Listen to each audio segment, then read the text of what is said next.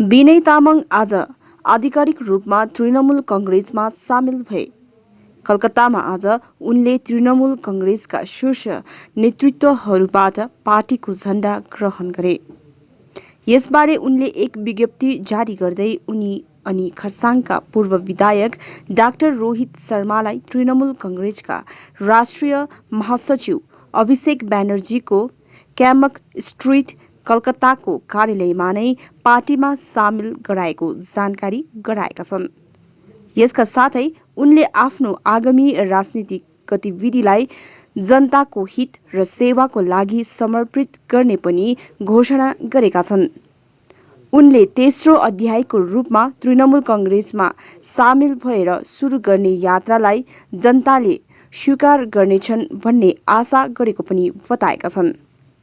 अब उनले तृणमूल कंग्रेससित मिलेर होइन, तर तृणमूल कंग्रेस परिवारका अभिन्न अंग बनेर जनताको सेवा गर्ने पनि प्रतिबद्धता जाहेर गरेका छन्।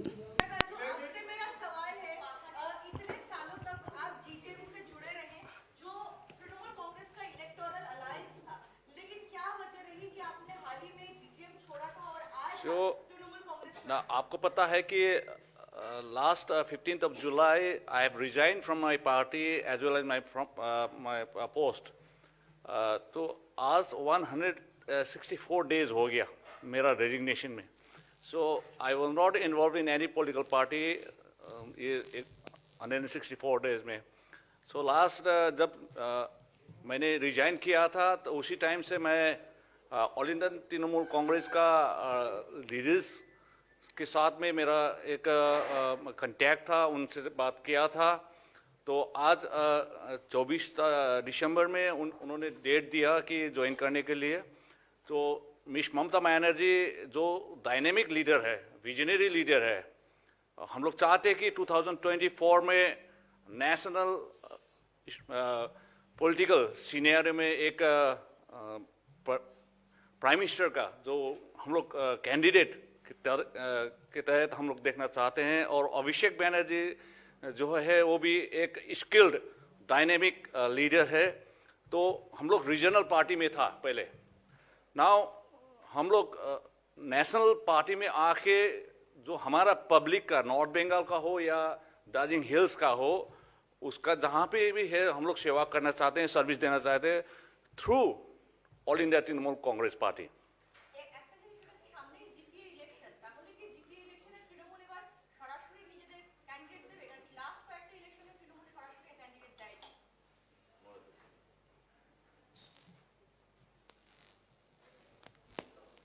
দেখুন, জিটিএর ইলেকশন এখনো ঘোষণা হয়নি, তো ঘোষণা হওয়ার আগে পার্টির কি স্ট্র্যাটেজি হবে সেটা তো বলা সম্ভব নয়.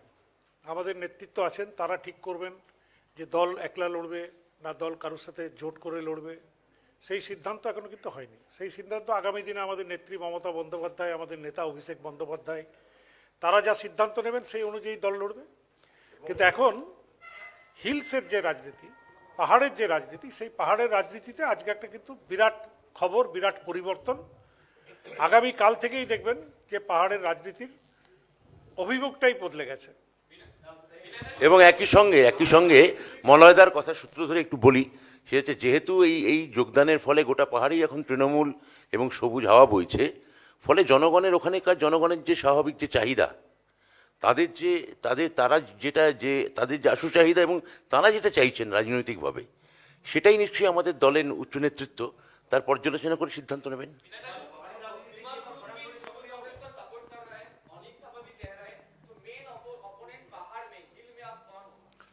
मेन ओपोनेंट हमारे लिए भारतीय जनता पार्टी एंड अभी उनका अलायंस पार्टी जो भी है वो हमारा मेन ओपोनेंट रहेगा.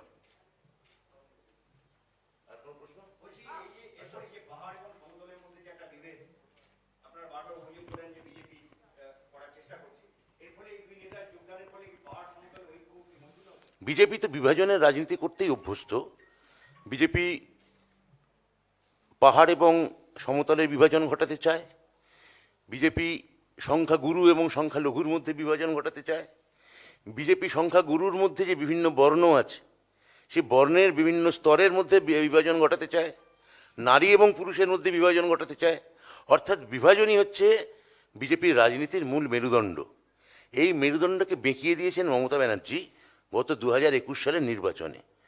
ফলে এখন এই যে সমতল এবং পাহাড়ের মধ্যে যে একটা কাল্পনিক বিরোধ, যে ঐতিহাসিকভাবে এই বিরোধটা অমূলক, কেননা আমরা দেখব যে দার্জিলিং পত্তন শহরটা ব্রিটিশরা তৈরি করেছিলেন ঠিকই, কিন্তু তার বহু আগে থেকেই দার্জিলিং শহরে বা দার্জিলিং এলাকায় বাঙালি এবং গুর্খাভাষী তারা শান্তি এবং সম্প্রীতির সঙ্গে ওখানে বসবাস করেছেন, একসঙ্গে বাণিজ্য করেছেন, একসঙ্গে থেকেছেন, অর্থাৎ বরাবরই একটা সম্প্রীতির ভাব ছিল।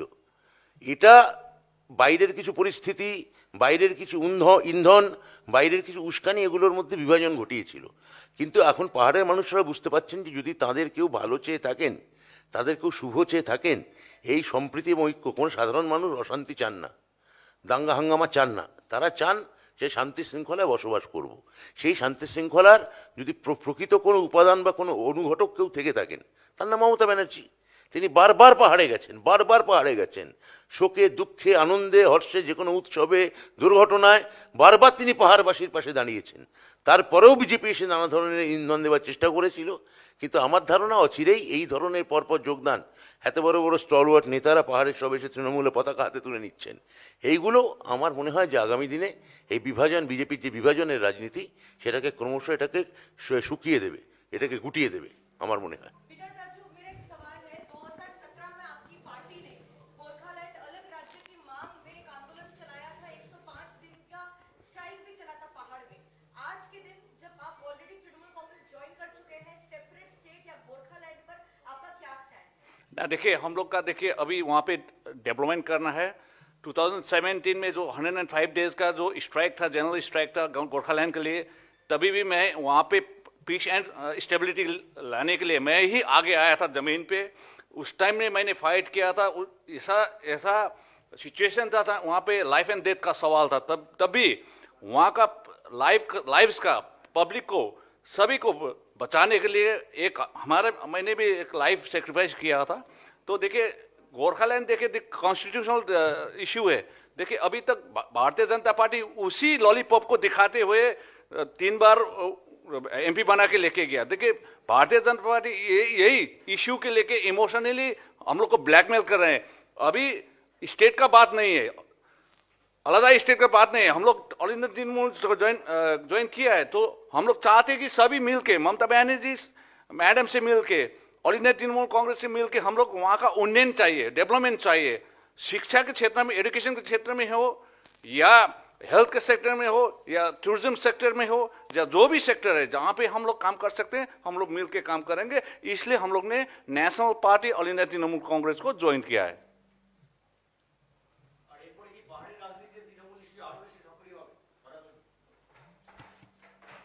দেখুন, তৃণমূল পাহাড়ের রাজনীতিতে সবসময় সক্রিয় ছিল। আমাদের সঙ্গে পাহাড়ে যারা রাজনীতিতে আছেন, যেমন বিমল গুরুং, ওইদিকে অনিত থাপা, এরা তৃণমূলকেই সমর্থন করেছে, হরকা বাহাদুর ছেত্রী, এবং এখন এই দুজন সরাসরি তৃণমূল কংগ্রেসে যোগদান করার ফলে দল হিসাবে তৃণমূল কংগ্রেস আরও বেশি শক্তিশালী হবে। এবং আগামী দিনে আমি আশা করছি যে পাহাড়ের আরও যারা প্রতিষ্ঠিত রাজনীতিবিদ আছেন, তারা সবাই তৃণমূল কংগ্রেসের দিকেই পা বাড়াবেন। এবং এর প্রভাব নিশ্চিতভাবে উত্তরবঙ্গের মাটিতেও পড়বে, উত্তরবঙ্গের সমতল অঞ্চলেও পড়বে, এবং আমার ধারণা খুব শিগগিরই জলপাইগুড়ি এবং কুচবিহারে বিজেপির মধ্যেও আমরা একটা ব্যাপক ভাঙন আমরা লক্ষ্য করব। Sir, in politics, everything happens for a reason and with a purpose. In 2021 assembly polls, Trinamool Congress supported GJM, did not contest directly in the hills. What is the need now to expand Trinamool Congress and essentially, if I can use the word, get people from GJM to Trinamool Congress? What is the purpose and reason? See, expansion is not the need, it's a political reality. Each party can expand themselves in anywhere. It's their democratic right. So we are expanding now in hill area, and we firmly believe that the main hunch and the main pulse of the pulse of the people of Darjeeling area or Karshiang or Kalimpong, entire hilly area, they need development. They feel, and they feel only Mamata Banerjee can save them. Only Mamata Banerjee can rescue them from the divisional politics of BJP, from the derivative politics of BJP. So this Mr. Binay Tamang and Mr. Rohit Sharma, they are the face of the hilly area people.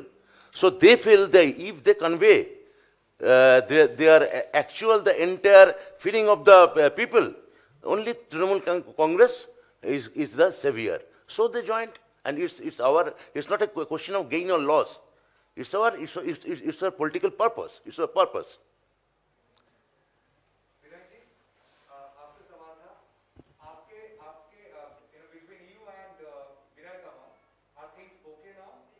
Vimal Guru, sorry, Vimal Guru, are things okay now? आपके और relation, विमल गुरु ना- में सब ठीक है? ना देखिए, ऐसा है कि पहले जब विमल गुरुंग जी आ गया, उसके टाइम में जब यहाँ पे बातचीत हो गया, उसके बाद में हम लोग मुलाकात किया है, तो हम लोग मिलके काम करेंगे। तो हमारा इंस्ट्रक्शन कलकत्ता से जो आ गया है वो हम लोग मिलके काम करेंगे। जीजीएम का भी क्या फ्यूचर होगा? जैसे कि आप डायरेक्टली यहाँ पे आ गए, आप विमल जी भी यहाँ पे मैं आ गया तृणमूल कांग्रेस, क्या ये पाप है? क्या पाप है ना? क्या पाप है? मैंने क्या पाप किया? मैं for the welfare and the benefit of the people of Darjeeling hills and entire north Bengal, we are joining all India Trinamool Congress.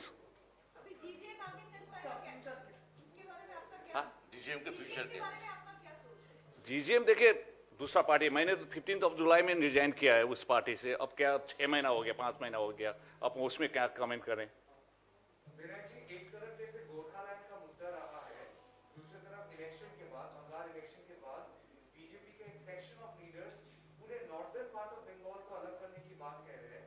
आप कैसे देखते हो? और आप देखिए, BJP always trying to spoil the peace and tranquillity situation of there in the North Bengal. देखिए, these are all fake promises. तो देखिए, मेरे को नहीं लगता है कि वो लोग अभी वहाँ पे, देखिए शांति है अभी नॉर्थ बंगाल में, बहुत पीस है, अभी टूरिस्ट जा रहे हैं। Even in winters you won't get a single room in Darjeeling अभी अभी भी। देखिए इतना पीस हो रहा है, सब कुछ हो रहा है। हाँ, कोविड दूसरा है, कोविड का पैंडेमिक और दूसरा है, लेकिन वो पीस को ब्रेक करने के लिए क्या क्या सब्जेक्ट बनाते हैं बीजेपी, हम लोग को पता नहीं। अब नॉर्थ बंगाल को अलग करने के लिए ये लोग साजिश करें, लेकिन अलग नहीं होगा। We are united, all the communities out there in the North Bengal are united.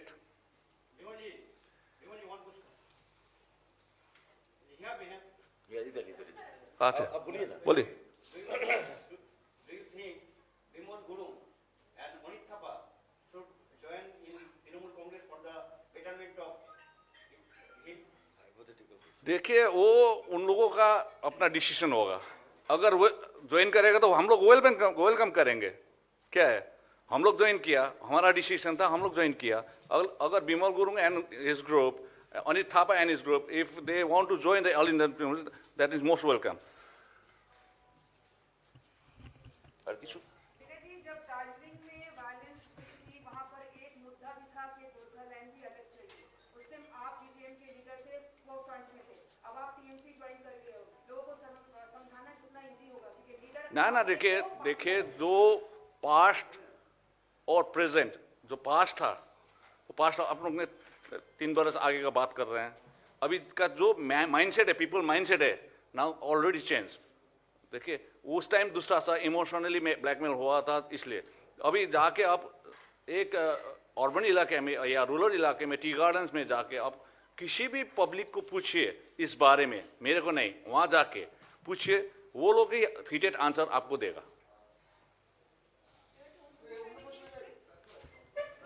রাজ্যপাল টুইট করেছে, শিক্ষা ব্যবস্থায় আইনের শাসন না শাসকের আইন চলছে, এই ধরনের টুইট করেছে।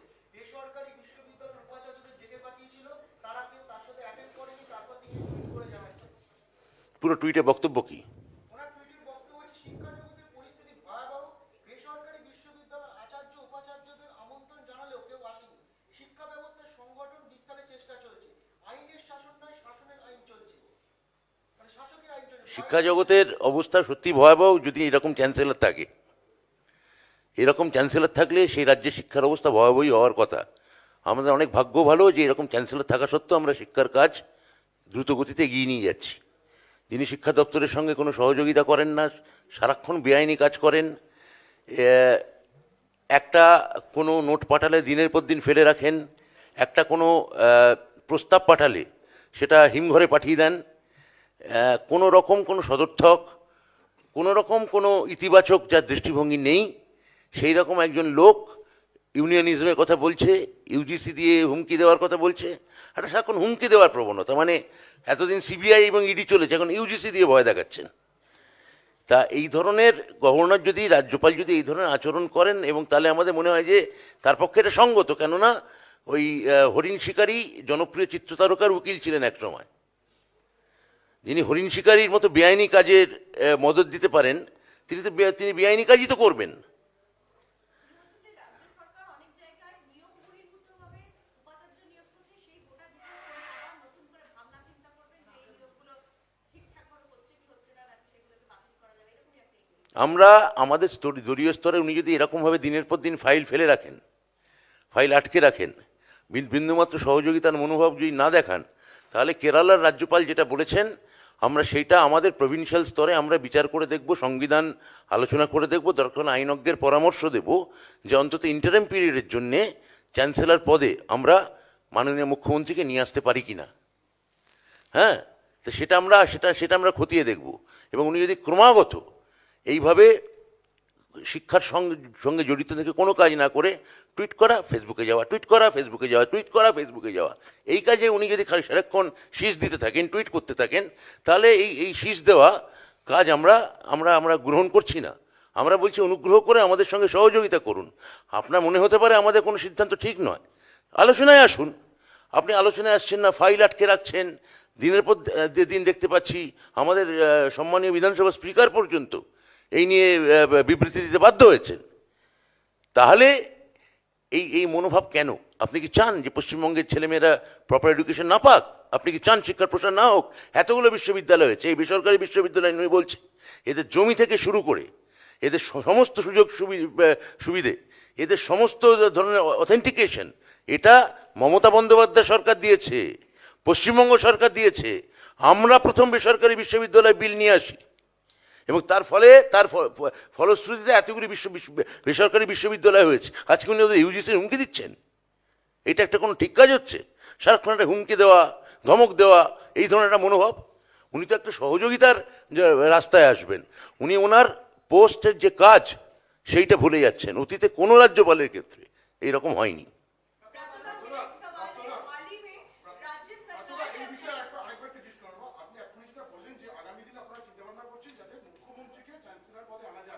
সে ভাববো, আমরা ভেবে দেখব। কেরালার রাজ্যপাল বলেছেন তো, যে একজন যখন মহামহিম রাজ্যপাল বলেছেন তিনি নিশ্চয়ই সংবিধান মেনেই বলেছেন। আমরা তার কথার পুনরাবৃত্তি ঘটাচ্ছি মাত্র।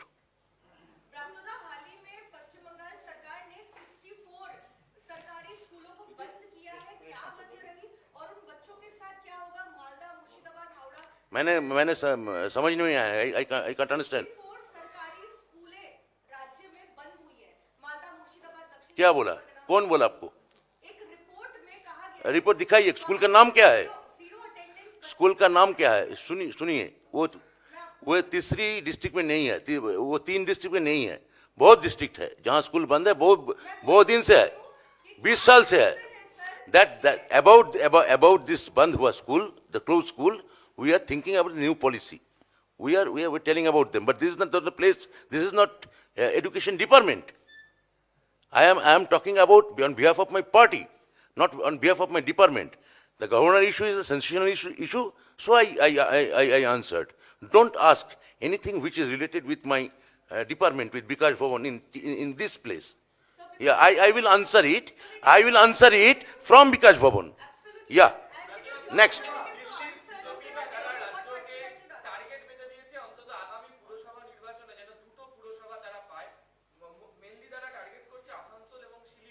ওরা উত্তর দিচ্ছে।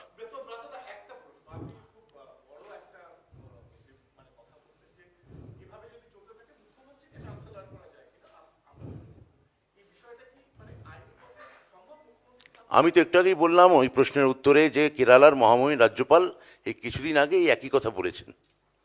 আমরা তার কথার পুনরাবৃত্তি করছি মাত্র। অর্থাৎ রাজ্যপাল যখন কোনো রাজ্যের রাজ্যপাল যখন এই কথা বলেন তার রাজ্যের ক্ষেত্রে, এবং সেখানে যদি হতে পারে, তাহলে সেটা এই ফেডারেল স্ট্রাকচারে সব রাজ্যেই সম্ভব। নমামি গঙ্গের যিনি প্রজেক্ট ডিরেক্টর না, ওই আসানসোলে কি একটা প্রশ্ন করেছিল? দিল্লির নেতারা রাজ্যের বিজেপি নেতাদেরকে দুটো টার্গেট বেঁধে দিয়েছেন যাতে আসানসোল এবং শিলিগুড়ি তারা পান, এবং তারা বলছেন যে কলকাতা পুরো ভোটের মতো নয়, কারণ রাজ্যের অন্য জায়গাতে ওদের সংগঠনের জোর আছে, তাই এখানে অন্তত দুটোকে দেখাতেই হবে। আর একটা দিলীপ ঘোষ বলছেন যে কলকাতার সংগঠন দুর্বল, কেউ যে আশাই করেননি তারা যে তাদের ভালো ফল হবে। দেখুন, একটা কথা বলতে পারি যে কলকাতাতে বিজেপি আর নির্দল সমান সমান আসন পেয়েছে। নির্দল 3, বিজেপি 3, এবং ভোট পার্সেন্টেজে বামফ্রন্টের থেকেও পিছিয়ে গেছে। তো কলকাতা সোজ দি ওয়ে। কলকাতায় কিন্তু সারা পশ্চিমবঙ্গের যে কলকাতার রেজাল্ট সারা পশ্চিমবঙ্গে সেটা ছড়িয়ে যাবে। এবং আমি আসানসোলে কথা বলতে পারি যে আসানসোলে ওরা একটাও যদি সিট পেয়ে যায় তারপরে ওনারা বলবেন। টার্গেট তো বেঁধে দেয়, ওরা তো টার্গেট বেঁধেছিল বিধানসভায় 200-র উপরে সিট পাবে। আশায় বাঁচে চাষা। ওরা তো টার্গেট বেঁধেছিল কলকাতা পৌরসভা দখল করবেন। তো টার্গেট তো বেঁধে দেয়, কিন্তু পশ্চিমবঙ্গের মানুষ যেভাবে বিজেপিকে প্রত্যাখ্যান করছে, আপনারা দেখতে পাচ্ছেন 9% ভোটে নেমে গেছে। আগামী দিনে যত ভোট হবে তাদের কিন্তু পার্সেন্টেজটা কমে যাবে। 9-এর পর 7 হবে, 5 হবে, 3 হবে, তারপর 0 হয়ে যাবে। মলয়দা, এখানেই দিলীপবাবু অভিযোগ করছে যে এখানে আপনারাই তুলে আনার চেষ্টা করছেন সিপিএমকে দ্বিতীয় স্থানে। দেখুন, ভোট তো মানুষ দিয়েছে, ভোট তো মানুষ যদি ভোট দেয় সেখানে দিলীপবাবুরও কিছু করার নেই, আমারও কিছু করার নেই। মানুষের ভোটে পার্সেন্টেজ যেটা বেরিয়েছে সেইটা বললাম আমি, যে 12% পেয়েছে লেফট ফ্রন্ট আর 9% পেয়েছে বিজেপি। এবং আগামী যত দিন যাবে এই পার্সেন্টেজটা 0 হয়ে যাবে বিজেপির। নমামি গঙ্গের বামফ্রন্টও কমবে, বিজেপিও কমবে। নমামি গঙ্গের প্রজেক্টের যিনি ডিরেক্টর, উনি একটা বই লিখেছেন গঙ্গা নিয়ে। সেখানে একটা চ্যাপ্টার উনি প্রজেক্টের ডিরেক্টর, সেখানে একটা চ্যাপ্টারে উল্লেখ করছেন যেখানে দেখা যাচ্ছে যে গঙ্গায় লাশ ভাসানো নিয়ে এবং তারপরে কিভাবে দূষণ হয়েছে সেটা নিয়ে উনি একটা চ্যাপ্টার লিখেছেন। ওটা বিষয়টাকে আপনারা কিভাবে পর্যবেক্ষণ করছেন? দেখুন, কি লেখা হয়েছে সেটা জানি না, কিন্তু গঙ্গায় যে লাশ ভেসেছিল এটা তো মানুষ দেখেছে। আপনারা টিভির পর্দাতেও দেখিয়েছেন, উত্তরপ্রদেশ। প্রিন্ট মিডিয়া উত্তরপ্রদেশ এবং বিহারে, এবং প্রিন্ট মিডিয়াও সেটা ছবি তুলে পাঠিয়েছে।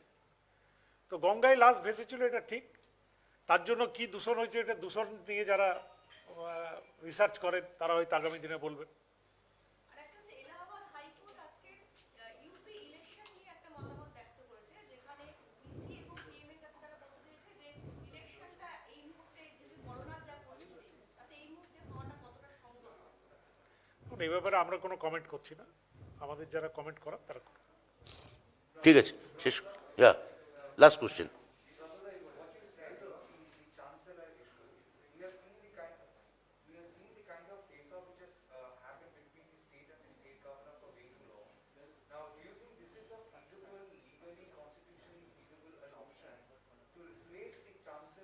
That I don't know. But Honorable Chancellor and Governor of Kerala, you know that he has uttered this provision. So if there is provision for Kerala, we can repeat it. We can explore it. I meant to say that. Now, Bratto also told that he will take legal opinion. I will consult legal opinion. I will consult with my Chief Minister, Honorable Chief Minister. If she will be agreed, then we can move. But there is no cooperation. You can hold any bill or any kind of ordinance for a long time. And for a single issue. If we propose from our department that we need this man for 2 years, his view after 1 month or 2 months is for 1 year. If we suggest that we need this man for particular this position for 3 years, he said for 1 year. If we say, okay, 1 year for this person, then he is repeating is for 6 months. But there is no cooperation, only hostility. So, and this hostility reflects same thing in the case of the chancellors of, honorable chancellors of private universities. So there should be a limit. There should be a limit. That I mean to say.